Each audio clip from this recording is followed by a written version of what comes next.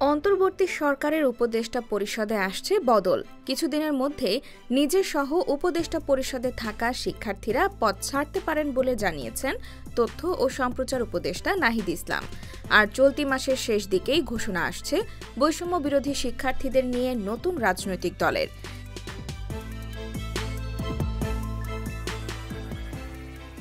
দেশের একটি বেসরকারি টেলিভিশন চ্যানেলকে দেওয়া সাক্ষাৎকারে এমনটাই জানিয়েছেন তথ্য উপদেষ্টা নাহিদ ইসলাম।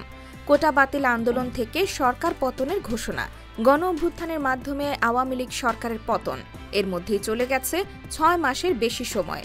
দেশ পুনর্গঠনে ঐক্যমত তৈরির লক্ষ্যে সেপ্টেম্বরে শিক্ষার্থীরা গঠন করেন জাতীয় নাগরিক কমিটি। তাদের পক্ষ থেকেই গঠিত হচ্ছে নতুন রাজনৈতিক দল, আর এই নতুন দলের আনুষ্ঠানিক ঘোষণা আসছে এ মাসেই।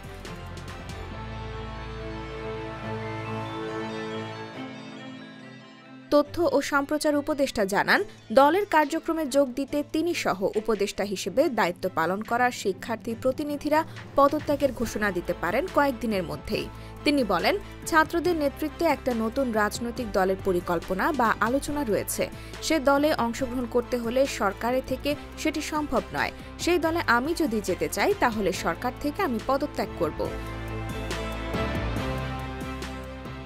তথ্য উপদেষ্টা আরও বলেন, আমরা চিন্তাভাবনা করছি, আমি ব্যক্তিগতভাবেও চিন্তাভাবনা করছি।